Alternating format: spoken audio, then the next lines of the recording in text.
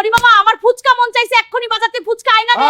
ঠিক আছে ঠিক আছে আরে বউ এগুলা ফুচকা ভালো না, মানুষ পা দিয়া ফুচকা বানায়। পাও দিয়া বানাক আর গেমনেই বানাক, তুই আমারে এখন ফুচকা আইনা দিবি। আল্লাহরে বিয়া কইরা বিপদে আছি। চুপ কর বড়ি মামা। এক বউয়ের শখ পূরণ করতে আগে আমার জীবন শেষ। আর ভাল লাগে না বউয়ের আবদার পূরণ করতে করতে মনে হয় মইরা জামু, শালার একটার পর একটা আবদার আছেই। এই চাচা, আপনার পা দিয়ে বানানো ফুচকা দিন বেশি করে।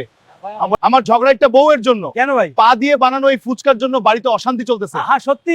200 টাকা দিয়ে দিলাম। দিন। হ্যাঁ নিন। হারামজাদি বউরে, তোর জন্য শান্তি নাই। রাক্ষসী বউ আর যখন তখন বাইনা।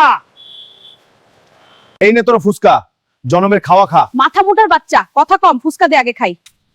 শালালার জামাইরে কইছি ফুচকা আনতে, টক ঝাল ছাড়াই ফুচকা নিয়ে আইছে।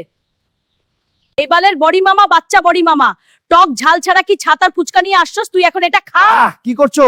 বন্ধুরা, আমার কপালে কি সুখ হইব না, বউয়ের ফুচকা আইনা দিলাম, তাও বউয়ের মন পাইলাম না। লাইক কমেন্ট শেয়ার করে পাশে থাকো প্লিজ।